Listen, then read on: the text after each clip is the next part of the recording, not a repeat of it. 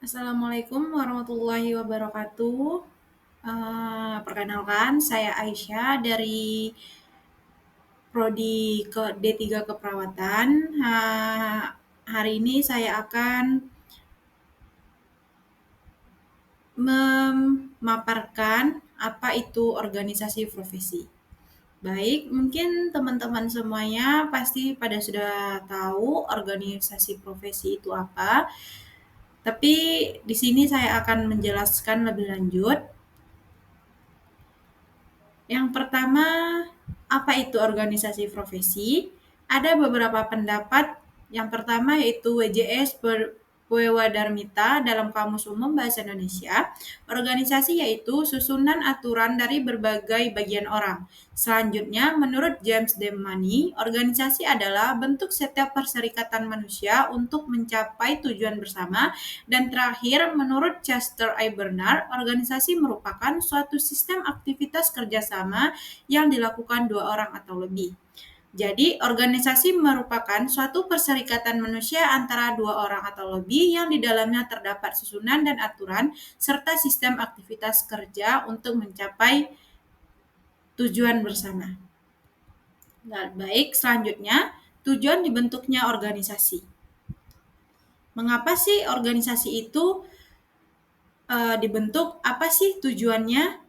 Jadi, tujuan dibentuknya organisasi adalah meningkatkan kemandirian serta kemampuan dari sumber daya yang dimiliki, menjadi wadah yang membantu mencari keuntungan bersama dengan kerjasama yang sudah terbagi dengan baik, dan terakhir menjadi wadah yang digunakan untuk individu yang memang ingin memiliki jabatan, penghargaan, serta pembagian kerja yang jelas. Selanjutnya, ada beberapa organisasi profesi di Indonesia.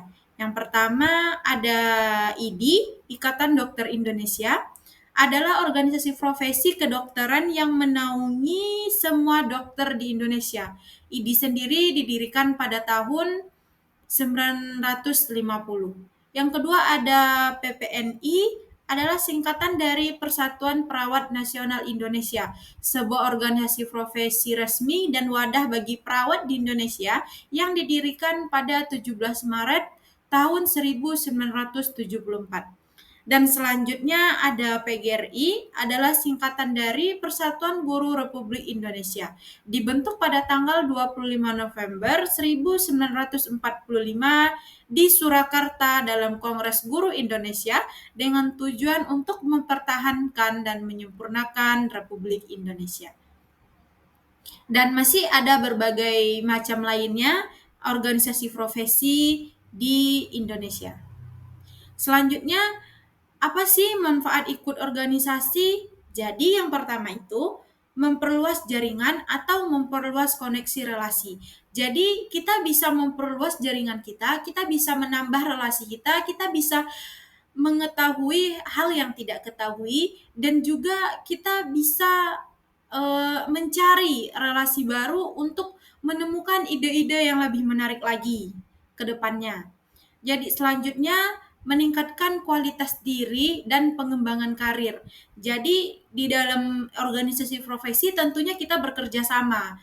Jadi bekerja sama untuk memecahkan suatu masalah ataupun untuk menuju sesuatu yang lebih besar, dan tentunya kita butuh wadah untuk itu semua. Jadi boleh jadi itu meningkatkan skill kita, baik itu dalam kepemimpinan, baik itu dalam memanage orang ataupun dalam bersosialisasi tentunya. Selanjutnya yaitu kode etik profesi. Kode etik tidak hanya berada di tidak hanya berada di lingkup sekolah ataupun lingkup pertemanan ataupun bersama orang yang lebih tua, tapi kode etik juga termasuk ke dalam organisasi profesi. Yang pertama yaitu menjaga integritas dan kualitas profesi, membimbing perilaku profesional, menghormati rekan seprofesi, dan menjaga rahasia klien ataupun pasien.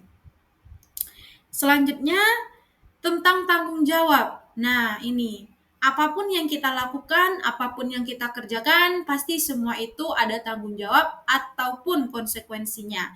Jadi, Ini mencangkup kewajiban untuk melindungi kepentingan klien atau pasien, menjaga kepercayaan publik, dan berpartisipasi dalam pengembangan profesionalisme dan standar etis dalam profesi. Baik, selanjutnya tantangan dalam organisasi profesi. Tantangannya dalam organisasi profesi itu yang pertama perkembangan teknologi yang cepat. Yang kedua kurangnya partisipasi anggota. Nah ini udah umum lah ya kita dengar, nggak cuman hanya di organisasi profesi, tetapi yang dalam lingkup kecil pun kayak misalnya grup kelas itu pun kayak ada kurang partisipasi dari anggota anggota grup tersebut gitu. Kita semua pasti mengalami. Nggak semuanya yang di dalam organisasi profesi ataupun dalam grup tersebut yang partisipasinya tinggi. Pasti ada beberapa atau sebagian orang itu yang partisipasinya itu kurang gitu loh. Entah itu kurang minat, kurang tertarik, ataupun kurang dan lain sebagainya. Yang ketiga, isu ketika dalam dunia kerja. Nah, ini isu-isu kayak misalnya isu-isu di dunia pekerjaan lah ya, kayak misalnya perselingkuhan, kayak teman ngejilat bosnya. Nah, kayak kayak gitu. Selanjutnya yaitu perubahan regulasi pemerintah. Baik, yang terakhir, organisasi profesi bukan hanya tempat berkumpul, tapi juga wadah untuk berkembang bersama. Jadi, penting bagi setiap profesional untuk bergabung dan aktif di dalamnya. Nah, jadi sekian untuk presentasi saya pada hari ini. Di mana terdapat kesalahan dan kejanggalan, saya banyak-banyak minta maaf. Assalamualaikum warahmatullahi wabarakatuh.